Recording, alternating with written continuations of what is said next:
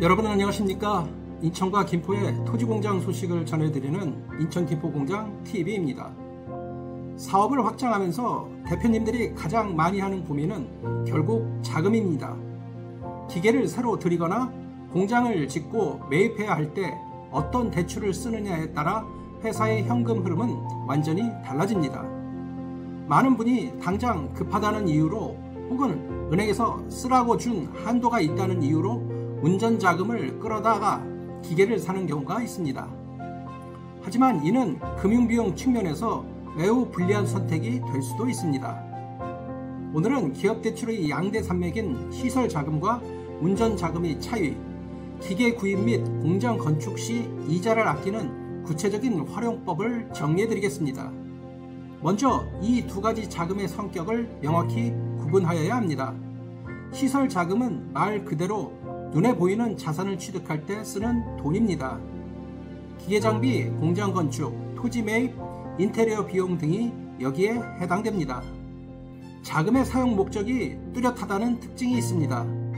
반면 운전자금은 기업을 굴러가게 하는 돈입니다. 원자재를 사고 직원 월급을 주고 마케팅을 하는 등 기업 운용 전반에 쓰이는 자금입니다.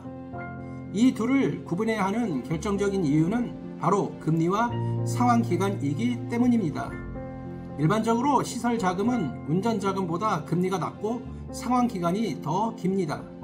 그 이유는 은행 입장에서 보면 시설자금으로 산 기계나 공장은 그 자체로 담보 역할을 하게 됩니다. 은행 입장에서는 리스크가 줄어들기 때문에 더 낮은 금리를 제공할 수 있습니다.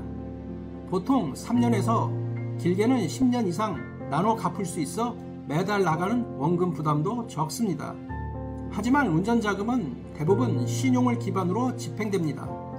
담보가 없으니 금리가 상대적으로 높고 대출 기간도 1년 단위로 짧습니다.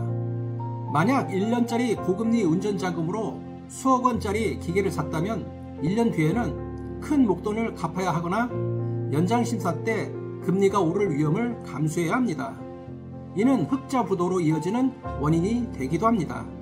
그렇다면 실제 자금 대출을 받을 경우를 몇 가지로 나눠 보겠습니다.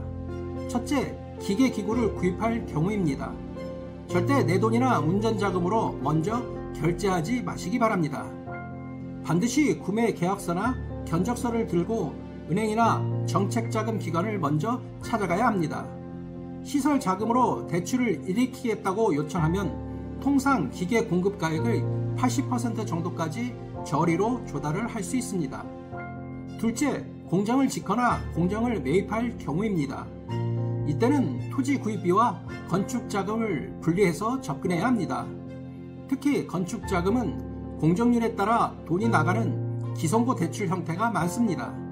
여기서 중요한 팁은 시중은행만 고집할 것이 아니라 중소벤처기업진흥공단 같은 정책자금 기관의 시설자금을 우선순위로 두는 것입니다. 한도가 넉넉하고 금리 조건이 시중은행보다 유리한 경우가 많습니다. 자금 조달은 타이밍과 용도를 맞추는 것이 핵심입니다. 용도에 맞지 않는 대출은 독이 되지만 용도에 맞는 시설자금은 기업 성장의 든든한 지렛대가 됩니다. 기계 구입이나 공장 건축을 앞두고 계신다면 계약금 입금 전에 반드시 시설자금 상담부터 받아보시기를 권해드립니다. 오늘 내용은 여기까지이고 다음 영상으로 찾아뵙겠습니다.